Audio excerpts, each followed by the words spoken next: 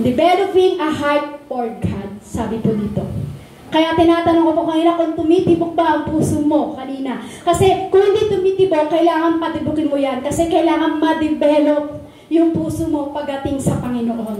Amen? Hindi mag-develop yung puso mo sa crush mo. Hindi mag-develop yung puso mo sa mga mahal mo sa buhay. Kailangan ma-develop o maayos ang puso mo pagdating sa harapan ng ating Panginoong Hesus. Amen? Kasi katulad po ng binasa natin kanina, sa 1 Samuel po, yung buong chapter po ng 16, pinakita po doon na si Yahweh ay hindi tumitingin sa mga bagay na physical o panlabas na nakaanyuan. Kasi nakita po dito ni Samuel na akala niya si Eliab yung bubuhusan ng langis ni Yahweh. Kasi nakita niya ang tangos ng ilong, ang puti-puti, matangkad, talagang makisig. Pero sabi ni Yahweh sa kanya, hindi siya ang pinili ko.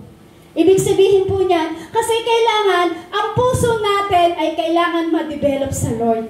Hindi nakatingin ng Lord sa mga bagay na meron tayong sa physical na katawan o anumang kaanyuan natin. Kasi sabi po ng Biblia, sabi po ng Diyos, ang tinitignan niya, ang puso. Amen? Kaya sabi ko nga, tumitibok ba ang puso mo? Kasi ang tinitignan ng Diyos yung puso. Kasi pag hindi tumitibok ang puso mo, hindi madidevelop yan pagdating sa Panginoon. Amen? Kasi tignan niyo po sa panahon po natin kasi ngayon, ang mga tao kasi ngayon nakatingin is sa physical. Amen? Kaya sabi po dito, our society is obsessed with physical appearance. Kasi ang mundo po natin ngayon, ang ating panahon, o yung ating sa generation natin ngayon, ang mga nangyayari ay nahuhumaling sa mga physical na anyo. Tama po ba? Di ba? Ay, ang ganda niya. Ay, ang gwapo niya. Gwapo nga, pero hindi naman maganda ang puso.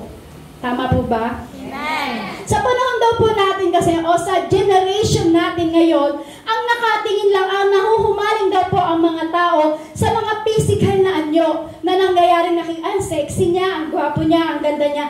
Pero ang Lord hindi. Kasi that's why many people spend time and health club. Marami daw po kasi sa atin ngayon, sa generation po natin ngayon, ginugugol ang panahon nila, ginugugol yung oras nila sa mga health club na yan. Ano ba yung mga health club na yan? Yung mga nag-gym, di ba? Yung mga nagpapasexy. Kaya sabi niya, why one of the fastest growing industries in this country in plastic surgery? Kasi ang tao po, di ba ngayon, maraming nagpapalipo.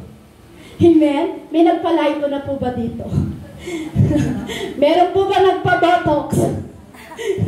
Meron po ba na tingnan mo nga yung mukha na yung katabi, baka banat yan, baka nagpa-botox.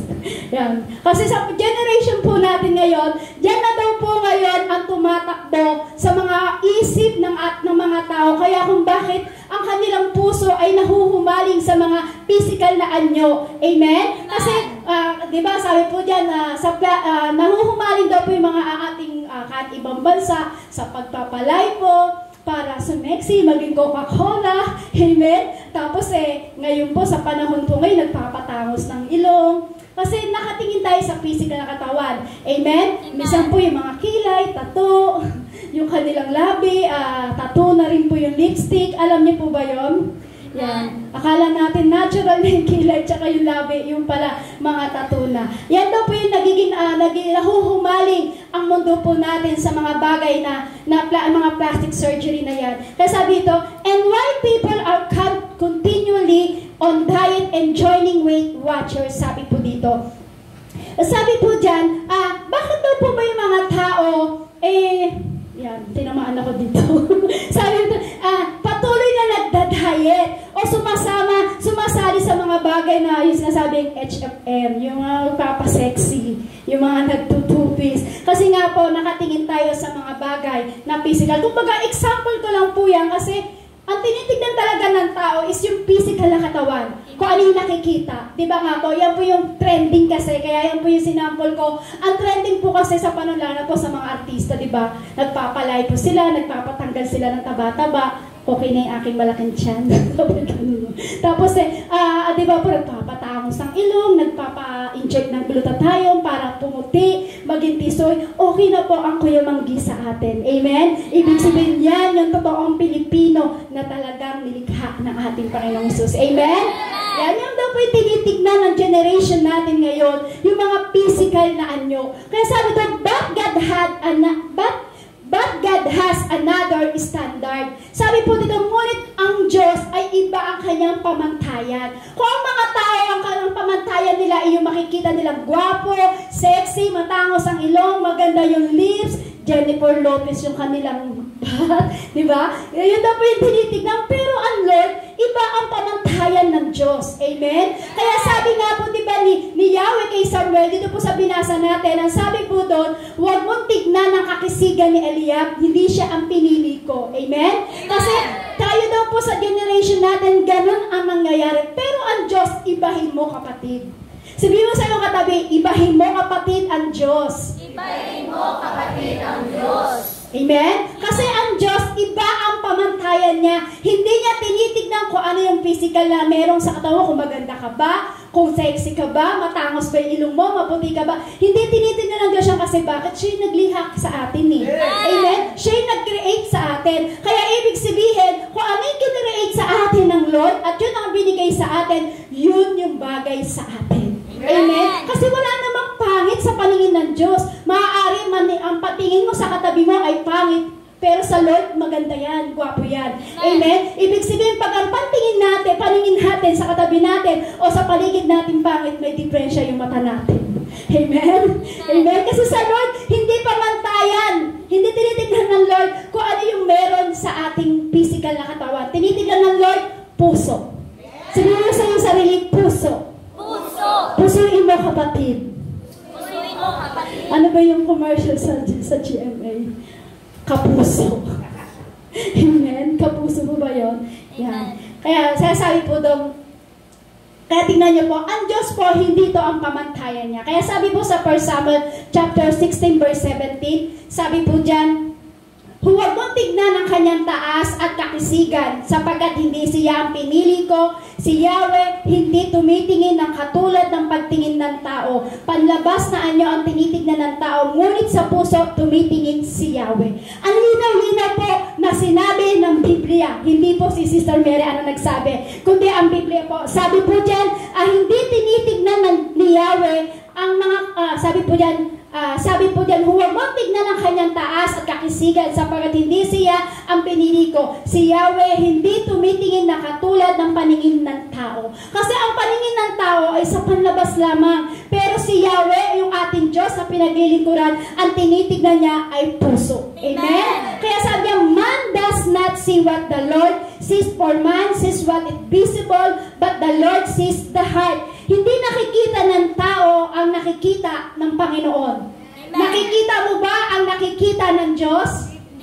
Hindi po, di ba? Sabi po diyan, dahil nakikita ng tao ang nakikita, ngunit nakikita ng Panginoon ang puso ng bawat isa. Amen? Amen? Nakikita natin bilang isang tao ang nakikita natin, pero yung nakikita natin at nakikita ng Panginoon ang ating puso. Sige nga, tingnan mo yung katabi, nakikita mo ba kung ano laman ng puso ng yung katabi? Hindi po, di ba? Pero ang Lord, kitang-kita niya, transparent sa Panginoon, kung ano ang merong laman sa puso mo ngayon, kapatid. Amen? Amen? Kasi hindi tinitingnan ng Diyos kung maganda ang damit mo. Hindi tinitingnan ng Diyos kung bagong ribbon ka ba. Hindi tinitingnan ng Diyos kung maputi ka. Ang tinitingnan ng Diyos, walang iba, kundi ang ating puso. Amen? Sabi diyan, man judges one on the basis of one appearance, but God critiques the heart. Minsan po kasi, ang isang tao, minsan magaling manghusga. Amen? Magaling manghusga ang isang tao, but kumbaga binabatayan lang niya yung itsura. Kunyari, halimbawa, ay tignan mo siya, oh, mukhang tambucho yung ilong niya. Amen? Amen po. Yan. Kasi ang tao magaling mag-critics. Tinitignan ko ano yung mga bagay na kaanyuan na nakikita niya sa physical. Pero ang Lord, kahit mukhang tambucho yung ilong mo, hindi tinitignan ng Lord yan. Amen? Amen? Kasi ang tinitignan ng Lord, ang pinupuna ng Diyos, ang tinitignan ng Diyos, walang iba kundi ang puso ng isang tao. Amen? Kaya nga po si David tinawag na na a man after God's own heart. Kasi si David po yung pinili ni Yahweh na magiging kapalit na hari ni Haring Saul. Yung time na nawala na yung espiritu ni Yahweh doon kay Haring Saul po. Ito po si King David, ito po yung pinili ni Yahweh. Kaya ngayon, nakita kasi ni Yahweh ang puso ni King David. Kaya siya yung pinili. Kasi hindi ito di ba, si King David, kung makikita natin, paano po ba natin siya ilalarawan? Si King David po kasi is napakaliit. Napakaliit po niya. Hindi ko po alam kung height niya is 4'11 o baka mas mababa pa sa 4'11. 4 flat lang daw po si King David. Ang liit-liit.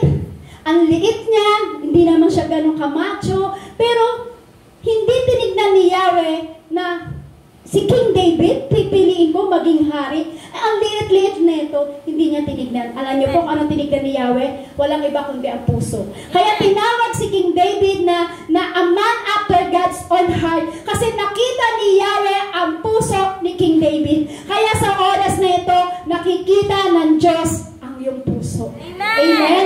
Kaya sa oras na ito, maaari bang ikaw, ako, o tayong lahat ay bumuo ng isang puso para sa Diyos? Kaya po ba natin? Tulad ng ginawa ni King David, nakita ni Yahweh ang puso ni King David. Kaya po kailangan sa oras na ito, bumuo tayo ng puso na madidevelop pagdating sa Panginoon. Amen? Kaya lang po, bago po natin gawin na magkaroon tayo ng puso pagdating sa Lord, kailangan malaman po natin kung ano po yung mga bagay-bagay na nakakasira sa puso natin pagdating sa katapatan ng ating Panginoong Hesus. Nakahanda na po ba kayo? Amen!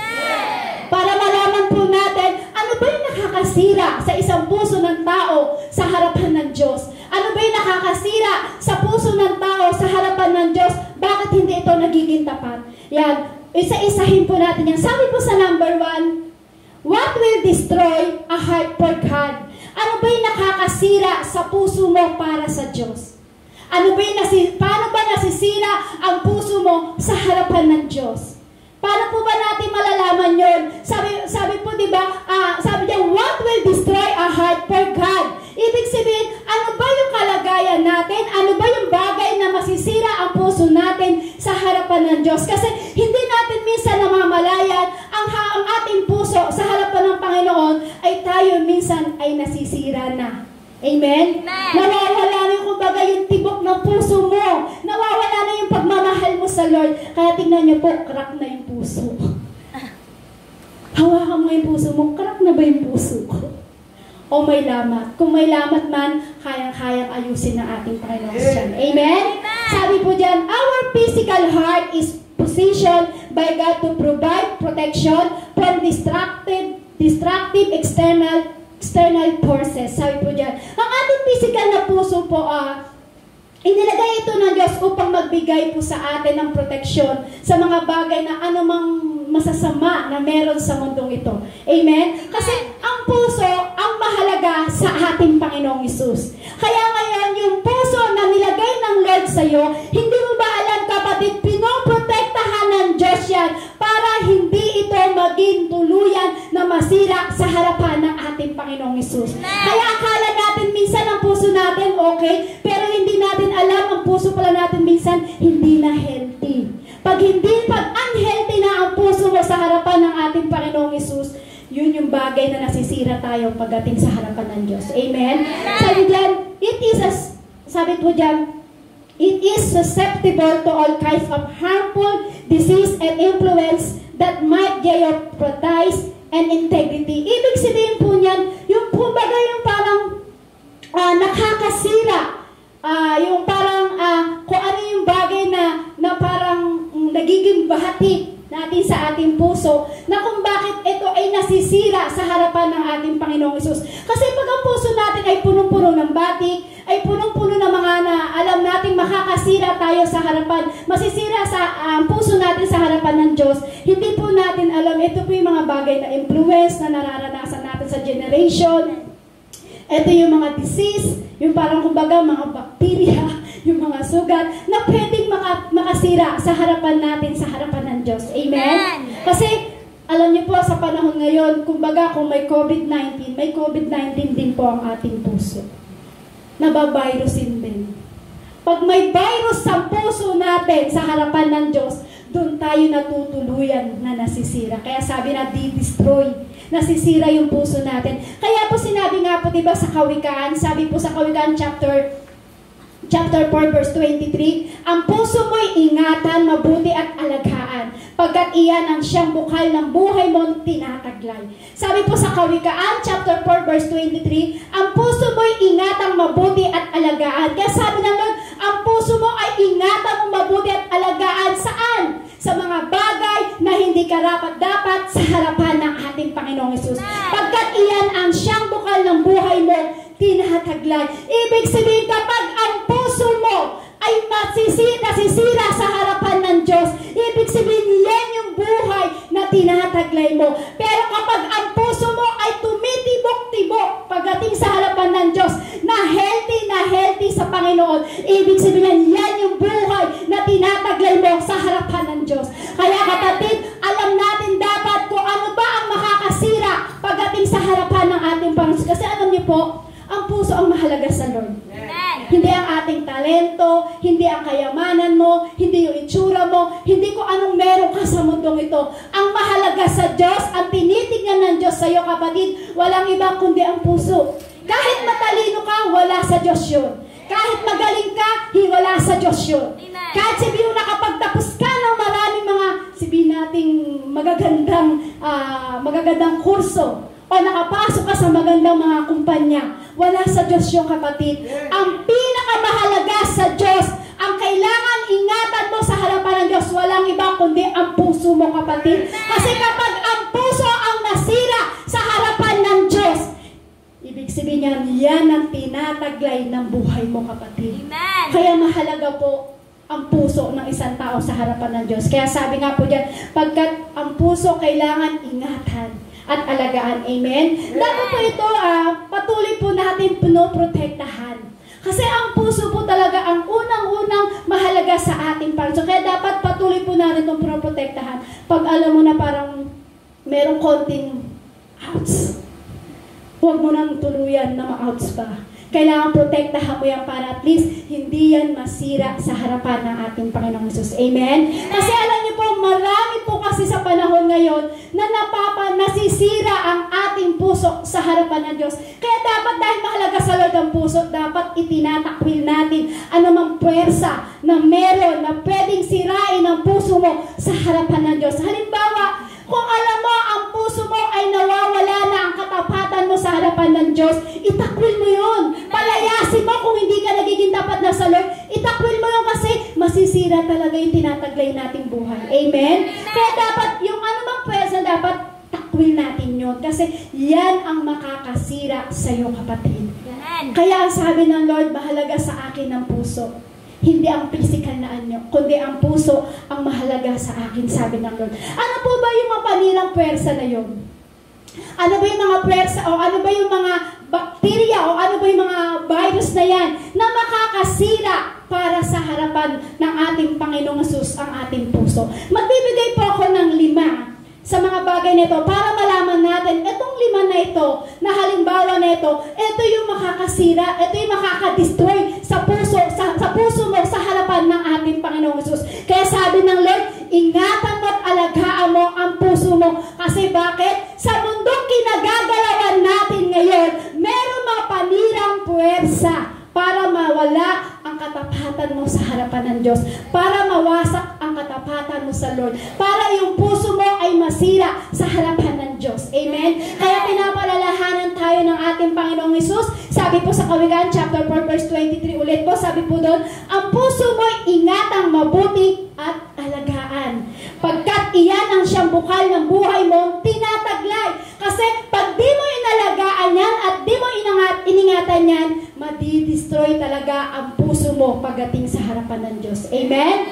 Amen po? Ito po ay madaling kapitan kasi ang puso natin madali talagang kapitan ng mga bagay na virus. Amen? Yung kapitan ng mga mapinsalang puwersa, o mabilis kapitan ng puso natin ng mga bagay na problema, Mabilis kapitan ang puso natin ng mga bagay ng bilis masaktan. Tama po ba? Kasi yan ang makakasira sa harapan ng ating Panginoong Hesus. Yan yung mga ari po, yan po yung kailangan nating ingatan. Amen? Kaya sabi po dito sa una, sabi ko nga po, magbibigay po ako ng 5 para malaman natin kung ano po yung makaka-destroy ng puso natin sa harapan ng ating Panginoon. So, sabi po sa letter A, success. Success crowd our heart with things and the sign of accomplishment. Kumbaga, ang puso po natin kapag pinupuno ng sobrang tagumpay ang ating puso o yung puso po natin, yung mga bagay na ito daw po ay palatandaan na sa ating mga gawa, ibig sabihin, hindi po masamang maging success. Amen po ba? Amen! Lahat po tayo hangad natin magkaroon tayo ng success sa ating buhay. Kaya lang po minsan po kasi sa sobrang success, sa sobrang mga bagay na gusto mo na ikaw laging tagumpay, ang puso natin nasisira sa harapan ng Diyos. Bakit? Nagkakaroon tayo ng yabang. Amen! Tama po ba? Amen! Sabi po dyan, unang-unang makaka-destroy ng puso mo sa harapan ng Diyos, kundi yung success. Inuulit ko po, hindi masamang maging success. Kailangan natin maging success po tayo. Kaya lang, pag sobrang success, o sobrang tagumpay mo sa buhay, hindi mo alam, ang puso mo pala ay napapalayo sa Lord. Amen? Amen! Amen po? Yan daw po pala yung palatandaan na tayo ay nadidestroy na sa Lord. Kasi pag ay tagumpay na ako. Kumbaga, naalala ko po yung kwento ng yung lalaking mayaman. Yung lalaking mayaman po, kasi sabi niya, yun po siya po yung nagtayo ng kamalig, sabi niya gano'n, itatayo ko isang malaking kamalig, pupunuin ko to, at pag ito'y napuno ko na, tagumpay na ako, wala na akong problema, kahit hindi na ako magtrabaho. Ang sabi niya, hihiga na lang ako, kakain na lang ako, hihiga na lang ako, kakain na lang ako. Pero ang hindi niya alam, sa ganung bagay na ginagawa na itong lalaking mayaman na ito, hindi niya alam, ang puso niya ay nalalayo sa Lord. Bakit? Kasi doon na lang siya umasa sa kayamanan. Doon na lang siya umasa sa kamalig na tinayo niya. Hindi ko na kailangan ng Lord. Hindi ko na kailangan ng Diyos. Malaya akong makakakain. Malaya akong kumain kahit di ako magtrabaho. Malaya akong makakain. Punong-puno ko yan ang pagkain ng kamalig na ito. Pero nasabi ng Diyos sa kanya, hangal, hindi mo ba alam sa oras na ito, mamamatay ka na? Yun po yung istorya ng lalaking mayaman po dito sa Biblia. Kasi tingnan niyo po, sa sobrang tagumpay po natin sa buhay, hindi natin namamalayan, nagiging mayabang na tayo sa harapan ng Diyos. Amen? Amen! Amen po. Kaya sabi nga po dyan, di ba, it tends to pop up our heart with counterfeit incollect, causing us to say, look what I have done. Sabi po dito, ito daw po ay posibilidad na ipinagbubunhi ng ating puso. Siyempre, pag ikaw success ka, masaya ka. Amen? Amen? Kumbaga parang, tagumpay ako, success ako sa buhay ko, success. Success. Diba? Ibig sabihin po kasi, ito daw po kasi yung pinagbubunyi natin. Pero alam niyo po, ito po yung peking pagpupuri pagdating sa harapan ng Diyos. Amen? Amen! Parang naging chicks max yung boses ko sa mga. Parang iba yung sounds na. Napansin ko iba yung chick. Yan, naglolo ko yung ating mic. Naiintindihan niyo naman po. Huwag niyo pagtawanan ko ano yung tono ng aking boses. Amen? Ang importante, makita po natin kung ano po ang mensahe ng ating Panginoong Hesus. Amen po? Yan po yung unang-una na madidestroy ang puso mo sa harapan ng Diyos. Kapag pinanghawakan mo ang sobrang tagumpay mo sa buhay mo, kasi bakit? Hindi mo na maaalala ang Diyos. Amen? Katulad lang po ng mayaman po, di ba? Sabi ko nga po, nananangan siya doon sa kamalig niya na punong-puno ng pagkain, na hindi niya na kailangan magtrabaho. Hihiga na lang siya, kakain na lang siya, hihiga na lang siya, kakain na lang siya. Pero alam niyo po, hindi rin niya napakinabangan yung time na yun. Kaya gusto ng Lord, para hindi masira ang puso mo, kailangan kung mag-success ka man, dapat ang puso mo nasa harapan pa rin ng Lord. Amen? Amen po? Pangalawa po, na sinasabi po dito na makakasira o makakadestroy po sa harapan ng ating Panginoong Hesus yung ating puso. Sabi po dyan sa letter B, selfishness. Selfishness shrink our heart to where there is room for only three, me, myself, and mine. Ito daw po yung makakasira sa harapan ng Diyos. Kapag lagi mong sinasabi, ako na lang lagi. Akin. Amen? Yan daw po yung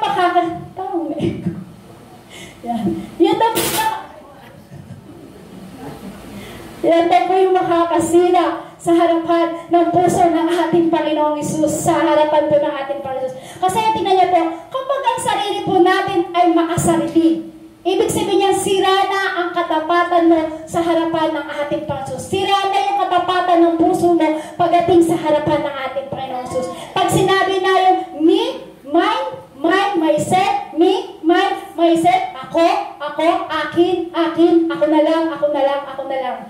Pag lagi natin, sinabi natin sa sarili na yun, alam niyo po ba, yan daw po yung makakapasira sa atin sa harapan ng Diyos. Sabi po dyan, ang pagkamakasarili ay nagpapaliit sa ating puso kung saan may puwang para sa tatlong lamang itong mga bagay na ito. Yung sinasabing mine, myself, mine, me. Pag yan po ang naging takbo ng ating puso, ako, sa akin, ako. Yan ang hindi mo namamalayan na masisira ang puso mo sa harapan ng ating Panginoon Hesus. Bakit? Kasi pag sinabi mong, ako na lang magaling, ako na lang ang magaling, ako na lang lagi ang success, ibig sabihin ang katapatan ng puso mo ay nasisira sa harapan ng Diyos. Bakit? Hindi ka magkakaroon ng mga bagay sa mundong ito, hindi ka magkakaroon ng success sa mundong ito kung hindi sa ating Panginoong Hesus. Kaya sabi ng Lord, huwag kang maging makasarili. Huwag mong sabihin na ako na lang. Kasi ang Lord hindi naging makasarili. Bakit? Kasi ang Diyos siya, pero bumaba siya dito sa mundo natin, ipinako sa krus para iligtas tayo lahat. Hindi niya sinabi, ako na lang. Diyos naman ako, makapangyarihan naman ako. Pero alam niyo po, bumaba siya dito para tayo iligtas. Ganon din po tayo. Kailangan, pag ikaw hindi masisira, para hindi masira ang puso mo, huwag mo laging sabihin, ako na lang. Laging ikaw. Huwag mo sabihin na, kasi pag makasarili po kasi ang puso, sira po yan sa harapan ng ating Panginoong Hesus. Amen? Katulad na lang po kung natatandaan niyo po yung istorya yan. Siguro po hindi mo po naririnig. Yung istorya po ni Esther, tsaka po ni Mordecai, at tsaka ni Haman. Ito po si Esther ay pamangkin ni Mordecai. Ito po si Mordecai po, siya po ay nasa lahi ng mga Israel. Tama, sa Israel. Siya po, gusto niya yung bayan nila ay maligtas. Ito po si Esther ay pamangkin po ni Mordecai. At ginawa po niya, isinali po niya dun sa beauty contest. Nang araw pa po ay may beauty contest na sa Biblia yan. Meron na po yun. Tapos isinali niya ito para maging hari, ay para maging asawa ng hari.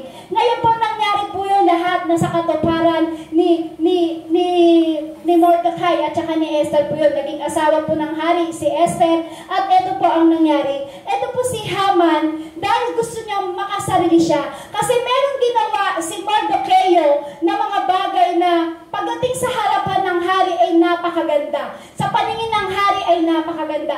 Kaya ngayon, sabi ng hari, sining gumawa ng bagay na yon? Ito po si Haman, ang ginawa niya dahil makasarili siya, gusto niya siya laging tinitignan ng mga tao po sa lugar nila. Ano po ginawa po ni Haman? Inangkin niya po kung ano yung ginawa ni Mordecai. Amen? Kaya nga po ginawa po ni Haman, sinabi niya, ako po yun. Kaya ngayon, pagdating sa harapan ng Diyos, sira ang puso ni Haman. Amen? Amen po? Kasi tingnan niyo po, yung dati po na kay Mordecai at saka kay Esther. Kaya po ginawa ni Mordecai kay Esther po yun na isinali sa beauty contest para maging asawa ng hari.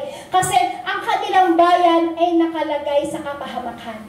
Amen? Nakalagay sa kapahamakan. Kaya ginawa po ni Mordecai, talagang sinali niya sa beauty contest si Esther. Kaya po, ito po ang nangyari.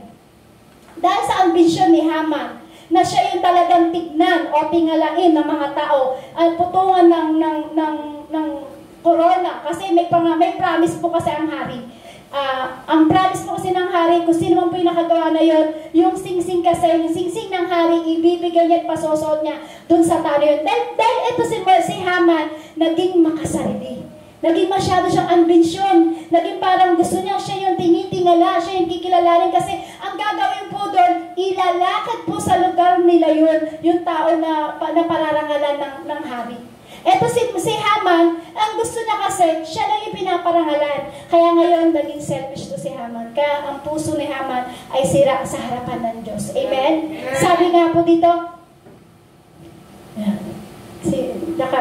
sabi niya, it becomes grotesque and unable to praise life because it alienates the needed life support of other. Ito daw po ay nagiging nakakatawa man po. Sabi po daw, nakakatawa man o hindi kaya, sabi po dyan, ito po ay nagiging katawa-tawa. Katawa-tawa po sa ating paningin, pero sa harapan po ng ating Panginoong Hesus, alam niyo po ba, kailangan ang puso natin ay kailangan buo, hindi masisira. Amen? Amen? Kasi alam niyo po ba, ang pagiging makasarili, ito po ay nakakalayo pagdating sa Panginoon. Pag tayo ay masyadong selfish, hindi po ba natin alam, tayo po ay nalalayo na sa harapan ng ating Panginoong Hesus. Amen? Kaya kailangan suportahan natin yung puso natin na hindi masira sa mga bagay na anumang pwersa na meron sa mundong ito. Kasi kailangan huwag tayo maging selfish. Amen? Amen? Yan po yung pangalawa na makakadestroy po sa harapan ng ating Panginoong Hesus. Pangatlo, sabi po dyan, Islat. Islat dries up the heart with inactivity, laziness, and lack of service. Kasi tignan niyo po yan. Pag-laging tunog. Kumbaga yung islat, yung katamaran. Yung parang yung katamaran ay, ito po ay nagpapatuyo sa puso natin pagdating sa Lord.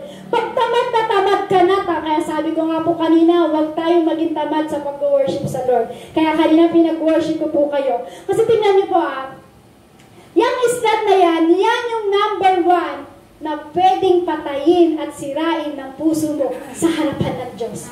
Amen? Yung katamaran, kasi talagang malaking hadlang to sa Kristiyano eh.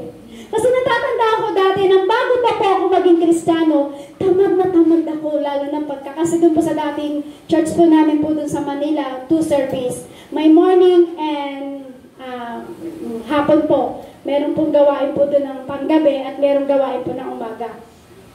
Kaya po ako, dahil sa sobrang katawan na gusto ko laging naghihinig pa, umaatin ako gabi. Sa gabi, ang service po na yun, 7 to 8 p.m. po. Pero yung morning, ayaw na ayaw ko, tamad na tamad ako. Kasi sabi ko, aga-aga pa. Ang aga-aga pa, sabi ko gano'n. Pero tingnan niyo po yung islat na yan ang makakasira.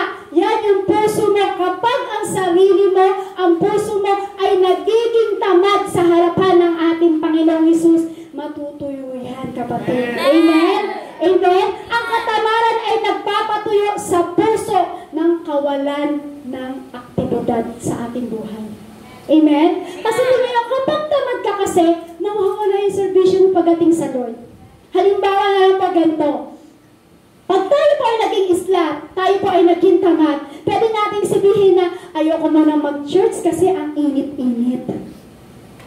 Doon po nasisira ang puso natin sa harapan ng ating Panginoong Hesus. Nadidestroy yung puso mo, kapatid, kapag sinabi mo, ay hindi mo na ako mag-worship sa Lord.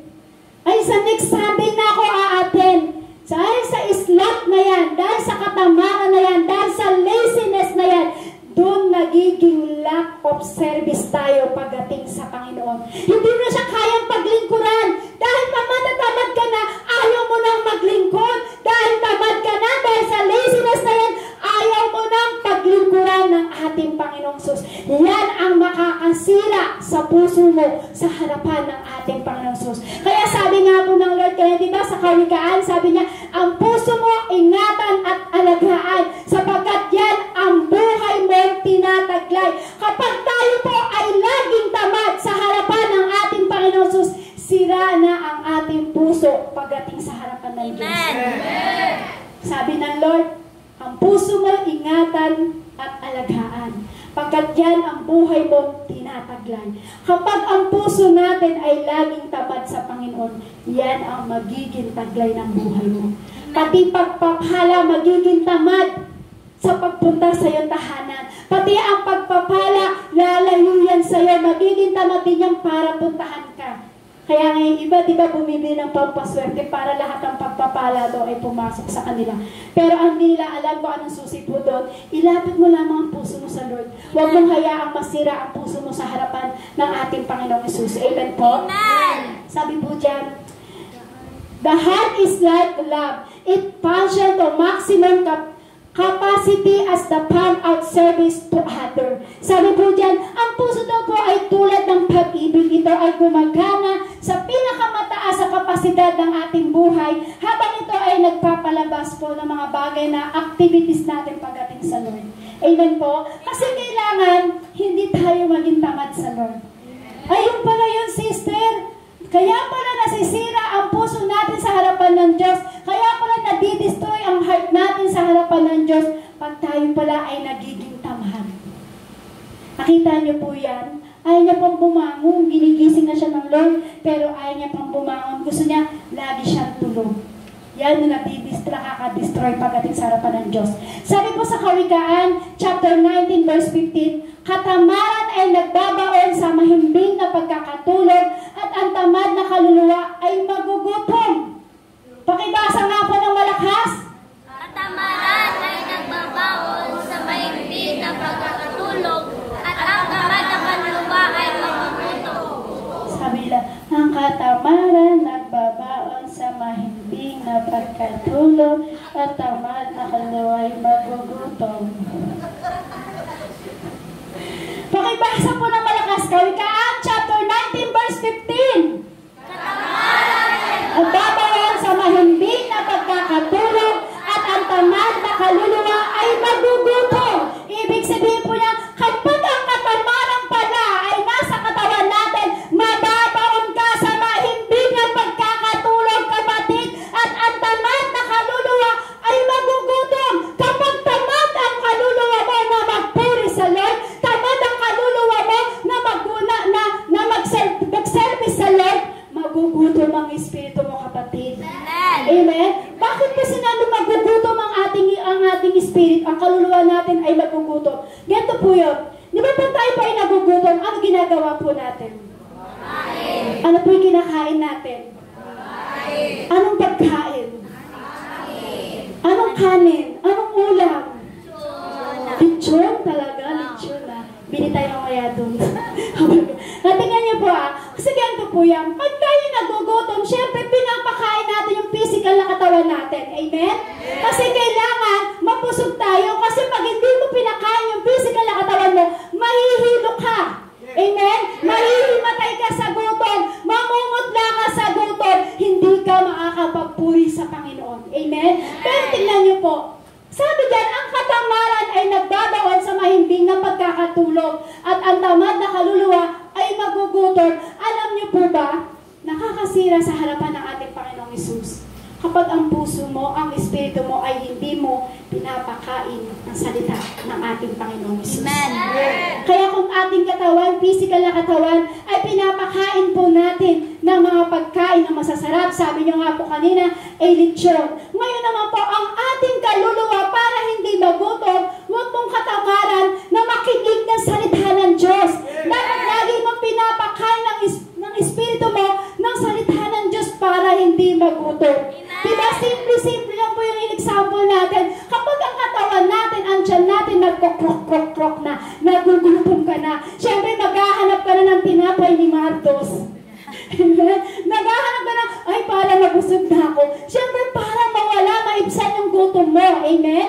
Pero kapag naging tamad ka sa harapan ng Diyos, saan po? Kapag naging tamad ka na magpasa ng salita ng Diyos, naging tamad ka sa pakikinig ng salita ng Diyos, ang kaluluwa mo, kapatid, magugutom. Kaya kailangan huwag mong katamaran ang makinig na salita ng ating Panginoong Hesus. Huwag mong katamaran ang pag-attend ng mga gawain na pagdating sa Panginoong Hesus. Kasi pag yung naging katamaran natin, kapatid, ang kaluluwa mo ay magiging kalansay na. Ang kaluluwa mo ay magiging malnourished. Ang kaluluwa mo ay parang gutom na saan? Sa salita ng ating Panginoong Hesus. Kaya dapat, huwag mo mahayaan na masira ang puso mo sa harapan ng Diyos pag ito po ay nagiging tamad. Kasi ito po ay masisira po sa harapan ng Diyos, ang kaluluwa natin ay magiging gutom. Amen? Amen. Sabi po dito sa pang-apat na parang nakakasira po ng ating puso sa harapan ng Lord, yung makakadestroy po. Sin. Sin harden the heart to the things that really matters in life. Sabi po dyan yung sin. Ito daw po yung makakasira sa harapan ng ating mga Diyos. Ang kasalanan ay nagpapatigas sa puso ng mga bagay na talagang mahalaga sa ating buhay. Alam niyo po ba, kapag ang kasalanan, ito po talaga ay nagpapatigas sa puso natin pagdating sa harapan ng Diyos. Bakit po? Kasi pag may kasalanan ka, syempre parang ang laya-laya mong gumawa. Parang hindi mo na kailangan yung salita ng Diyos. Parang hindi mo na pakikinggan ang salita ng Diyos. Di ba alam? Pag sobrang tayo sa kasalanan na ginagawa natin sa ating harapan ng ating Panginoong Hesus, hindi niyo po ba alam, tumitigas na ang puso natin pagdating sa Lord. Bakit? Wala nang conviction. Amen? Amen. Kasi pag gumagawa ka ng kasalanan at hindi mo na talagang parang alam mo nang sira na yung puso mo sa harapan ng Diyos, dahil sa kasalanan na yun, tumitigas ang puso mo. Kapag tumigas ang puso mo, kahit anong pakinggan mo ng salita ng ating Panginoong Hesus, wala nang conviction ng puso mo, kapatid. Na-destroy na ng puwersa ng mundong ito ang puso mo sa harapan ng ating Panginoong Hesus. Amen. Amen? Amen. Kasi alam niyo po, mahalaga po sa Panginoon ang puso. Hindi yung mga bagay-bagay sa mundong ito. Ang mahalaga sa ating Panginoon ang puso. Kasi kailangan ang puso natin, huwag mong pupunuin ng pagkakasala. Huwag mong punuin ng sin. Kasi pag napuno ng sin yan, magiging matigas ang puso mo sa harapan ng ating Panginoong Hesus. Kasi mahalaga ang puso. Yan ang tinitignan ng Diyos. Kaya kapatid, huwag mong patigasin ang puso mo. Amen. Yan ang makakasira sa harapan ng Diyos. Sabi mo sa iyong katabi, kapatid, Kapatid, huwag mong patitigasin huwag mong patitigasin ang puso mo sa harapan ng Diyos. ang puso mo sa harapan ng Diyos. Kasi pag naging matigas ang puso mo sa Lord, hindi ka na talaga maglilingkod sa Panginoon, na-destroy ka na ng pwersa ng mundo ito. Kaya alam niyo po, ang puso ang mahalaga kasi ang puso ang mabilis kapitan ng sakit. Ang puso ang mabilis kapitan ng virus. Ang puso ang madalas na mandaraya. Amen? Kaya kailangan po, ang puso natin ay ingatan at alagaan sapagkat yan ang buhay na tinataglay mo. Kaya kung ang puso natin ay punong-puno ng sin at nagiging matigas sa harapan ng Diyos, wala. Ang mangyayari po, destroy po tayo sa harapan ng Diyos. Amen? The heart becomes blackened like a chain smoker, lungs as in separated from its life source, God Himself. Ang puso daw po ay nagiging, kapag kasi, hinalintulad po, kasi ang puso natin, pag punong-puno po ng kasalanan, hinalintulad po ito sa naninigarilyo, sabi po dyan. Hinalintulad po yung ating puso ang ating puso sa naninigarilyo, kasi pag naninigarilyo, di ba, ang puso nila ay nagiging itim. Bakit po nagiging itim ang kanilang puso? Sa sobrang nicotine po, di ba yung tawag po doon. Kaya po, ang isang makasalanan daw po na puso, ay ito daw po yung nahalintulad sa nagiging sa naninigarilyo, nagiging chain smoker po. Ito po yung nahalintulad kasi kapag ang puso mo ay puno-puno ng sin, nangingitim sa kasalanan, na hindi mo alam na ito pala ang nagiging nakakasira sa harapan ng Diyos. Nadidestroy yung puso mo pagdating sa harapan ng Diyos. Amen? Kaya habang sabi nga po dyan, di ba, kailangan po, ang puso natin ay kailangan natin linisin sa harapan ng Diyos. Amen? Kasi bakit po? Ito po kasi yung puso natin ang pinagmumulan ng pag-ibig ng Diyos. Kasi ang puso natin, ito po ang luklukan ng ating Panginoong Hesus. Ang puso po natin, ito po ang templo ng ating Diyos. Amen? Kaya kapag ang puso mo ay punong-puno ng batik, kapag ang puso mo ay punong-puno ng kasalanan, hindi mo ba alam, hindi makakaupo sa Jesus dyan sa puso mo. Kasi ang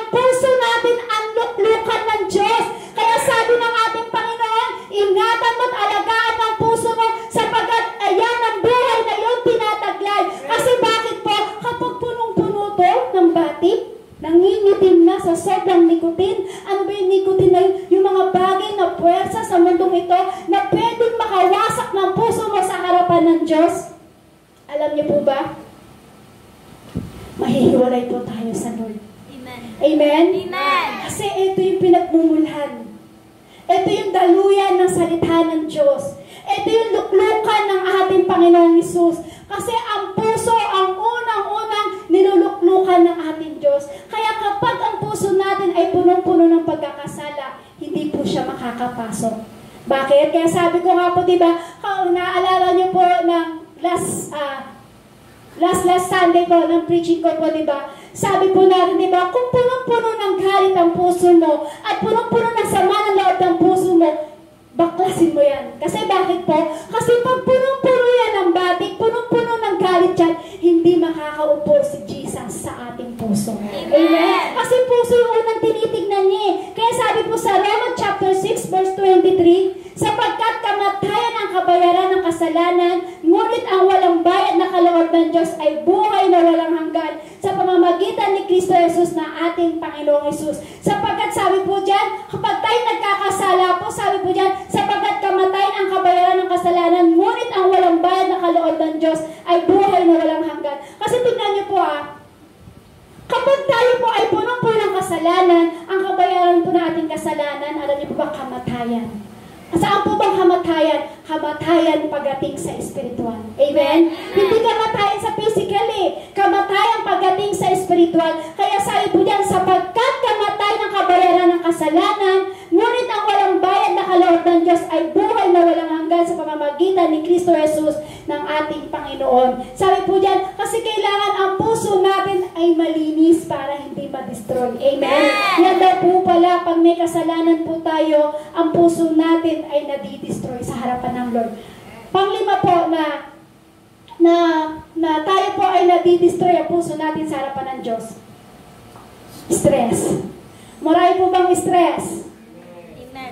Marami po bang stress dito? Sabi diyan, stress break the heart by placing unnecessary demands on it. Kasi kapag tayo po ay stress, sinisira ang puso mo pagdating sa harapan ng Diyos. Tama po ba? Amen. Pag stress ka, parang maraming nakarelate. Amen? Kasi pag stress ka pala, masisira ang puso mo sa harapan ng Diyos. Bakit? Pag stress ka, hindi na makulang magpuri ng puso mo sa harapan ng Diyos. Pag stress ka, galit ka na sa lahat sa paligid mo. Ang init-init na ng ulo mo. Tignan niyo po siya, sumisigaw na. Sabi niya, pigilan na ako! Diba? Kaya pag stress, parang ako yung stress. Mamukha, parang ako yung stress. Diba? Pag stress kasi yung tao, diba parang ang lakas ng puwersa. Parang galit na ka na. Ako na naman ang magluluto, ikaw naman. Diba kasi alam niyo po, ang stress, malaki po yung epekto sa ating puso. Kasi pag stress ka, ano gumagana? Yung isip. Yung isip po natin, yung utak natin, konektado sa puso. Kaya kung ano ang nilalabas at nilalaman ng isip mo, yun din yung nilalaman at tinitibok ng puso mo. Kaya pag stress ka, stress ang puso mo. Hindi na siya mapula. Sa sobrang stress niya, maitim na siya. Amen? Kaya alam niyo po, eto daw po pala ang makaka-destroy ng puso natin sa harapan ng Diyos, stress. Sinisira ng stress ang puso natin sa harapan ng ating Panginoong Hesus. Kasi bakit po? Kasi po sa pamamagitan po ng paglalagay ng stress po ng mga na nangyayari sa buhay po natin. Alam niyo po ba, ang laking kasiraan sa puso po natin pagdating sa harapan ng Diyos. Kasi pag stress na yung isip mo, stress na yung puso mo, kumbaga, eto na lang, nai-stress ang puso, di ba? Pag broken-hearted ka. Di ba? Yung parang, bakit ganun? Bakit niloko niya ako? Sabi niya, magkikita kami doon, ininjan niya ako. Ayun lang naman yung 7-Eleven. Bakit ininjan niya ako? Diba nai-stress na yung puso mo? Amen? Kasi alam mo, yung puso mo pag na-stress, hindi na ito titibok sa harapan ng ating Panginoong Hesus. Nasira, na-destroy na. ng puwersa ng stress ang puso mo sa harapan ng Diyos. Amen? Amen. Kaya wala kang gagawin pag broken-hearted ka. Stress na stress ang puso mo. Amen? Sino po dito yung mga broken-hearted? Ay, wala. Amen. Praise God. Hallelujah. Walang mga broken-hearted. Akala ko yung magsasabi broken-hearted, akala ko po may mga boyfriend sila. Amen. May mga boyfriend po ba kayo? Wala po. Ang boyfriend natin, walang iba kundi ang ating Panginoong Hesus. Amen? Na dapat na hindi ma-stress ang puso mo. Kailangan ang puso mo pumipinok pagdating sa Lord. Amen? Kayo mga broken-hearted, huwag kayong ma-stress. Amen? Kasi, pag broken-hearted ka, ma-stress ka man doon sa nang-Indian sa'yo. Pero ang Lord, buong-buo ang pag-ibig ng Diyos sa'yo na hindi ka na-i-stress. Amen? Natanda ako nga po dati nang ako po yung stress na yung aking isip, stress na yung aking puso. Sabi ko, Lord, ingatan mo, alagaan mo yung aking puso, Lord. Kasi pag ito na-stress, bibitaw. Pag ito'y na-stress, sabi ko, Lord, pag na-stress yung puso ko, sisibihin ko na, gusto ko na bumitaw.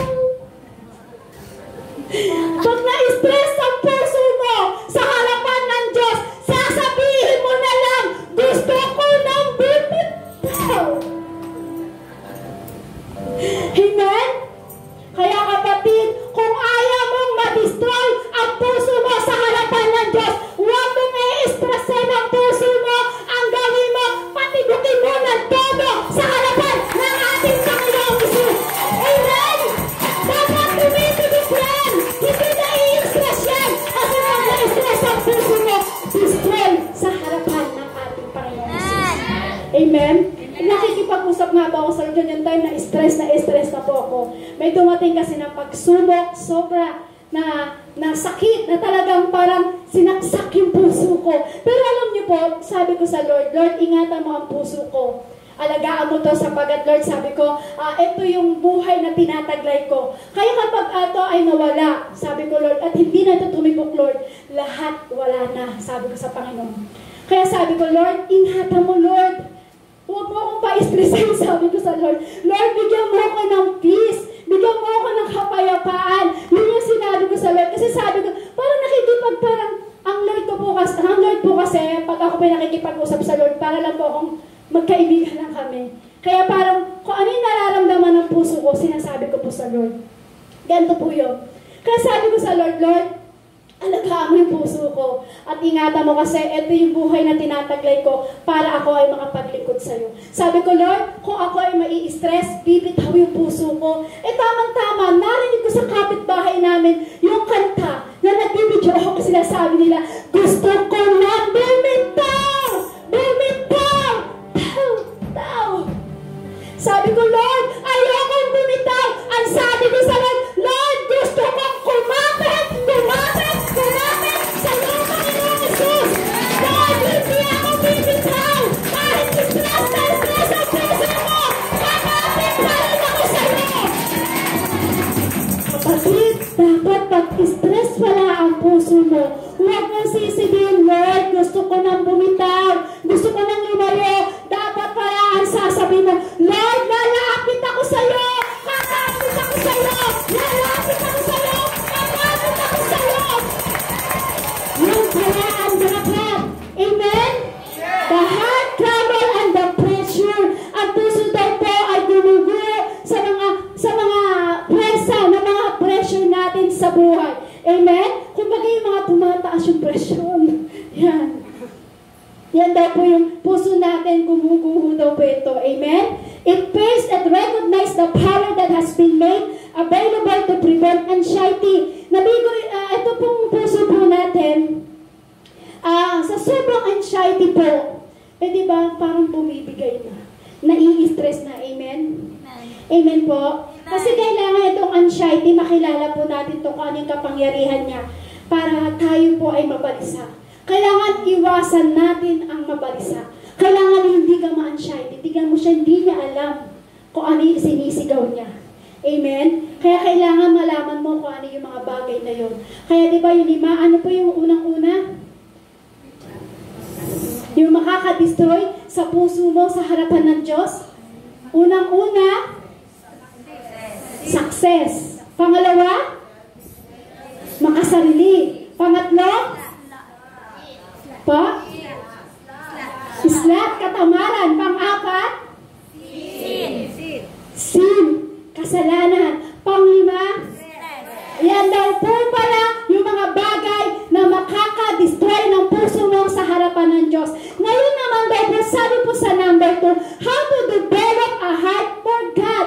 Kung kanina, 5 ibinigay sa atin para yung makadestroy o masira ang puso natin sa harapan ng Diyos. Ngayon naman daw po, how to develop a heart for God. Paano daw po ba mabubuo ang puso natin para sa Diyos? Meron din pong 5 bagay na ibibigay ko at itatapat ko po doon sa 5 makakadestroy sa puso mo sa Lord.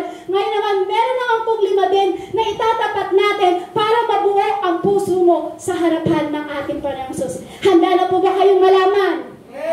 Amen? So, developing a heart for God is not as difficult as it may sound. Sabi to, ang buo ng isang puso po natin, sabi po dyan, ang puso po natin ay buong-buo po pagdating sa Diyos para po sa ating Panginoong Hesus. Amen po? Kasi, hindi naman po kasi na, paano ba yun? So, developing a heart for God is not as difficult as it may sound. Kasi ang buong puso po natin, ang buong isang puso po natin para sa Diyos ay hindi kasi mahirap na maaaring marinig natin.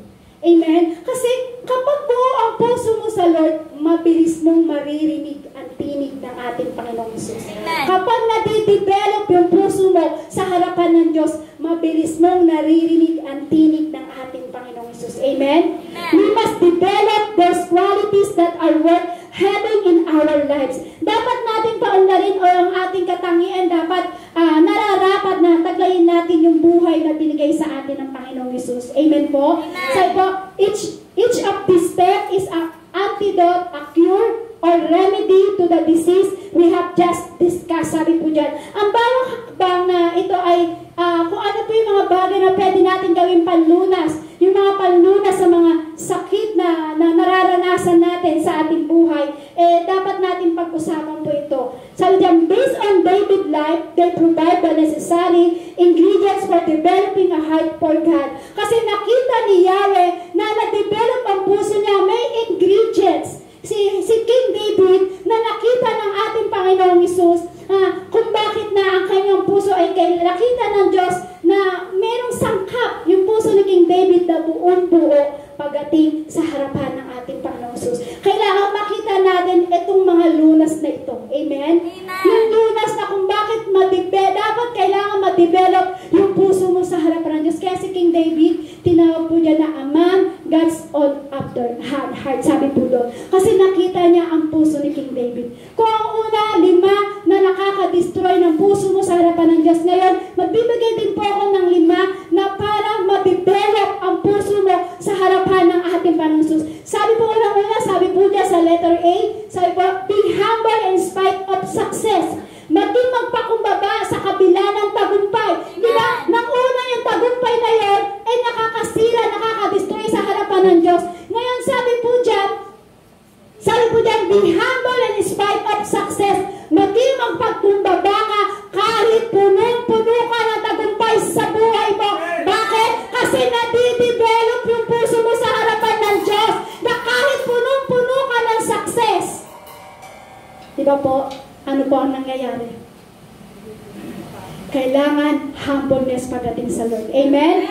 Without a doubt, David was successful. Walang alinlangan na naging matagumpay si King David kasi buo talaga yung pagpapakumbaba niya pagdating sa Lord. Para mabuo, ma-develop ang relasyon mo o yung puso mo sa Lord, kailangan may humble. Na kahit punong-puno ka ng tagumpay sa mundong ito, kailangan humble ka pa rin pagdating sa harapan ng Diyos. Amen? Kasi si King David kaya napili ni Yahweh kasi nakita ng Diyos na walang alinlangan kaya naging matagumpay ito si King David. Amen? Sabi po sa 1 Samuel chapter 18 verse 14, at anuman ang kanyang gawin ay nagtatagumpay siya sapagkat pinapatnubayan siya ni Yahweh. Kaya kahit anong gawin ni King David, nagiging matagumpay siya sapagkat pinapatnubayan siya ni Yahweh. Kapag ang puso mo ay humble, pagdating sa harapan ng Diyos. Na kahit anong gawin mo sa buhay mo, pagtatagumpahin ka ng ating Diyos na buhay. Bakit? Kasi nakita ng Lord may kababaang loob ka pagdating sa harapan niya. Amen? David first appears on the scenes in the Bible and confront and defeat the giant Goliath. Ito po yung unang nakilala natin si King David dun sa Biblia na hinarap niya at tinalo niya yung higanting si Goliath. Kaya kung sa paan po ay nakilala si King David. Dahil sa kababaang loob ni King David, naging matagumpay po siya dun kay Goliath. He led sa all armies into the battle with arousing victories. Kasi sabi ko, pinamunaan po ni King David po ang mga hukbo ni Saul sa pakikipaglaban at pagpukaw ng mga tagumpay. Ibig sabihin po, ito po si King David, lahat ng mga tauhan po o yung mga hukbo po ni Saul, si King David na po yung namumuno po doon kasi nakita ng Diyos na meron siyang humble heart. Amen. David marched out with the army and was successful in everything Saul sent him to do. Si David ay nagmarcha papalabas. Doon po sa kasama. Nakita niyo po yung picture kanina. Pakibalik po doon. Yan.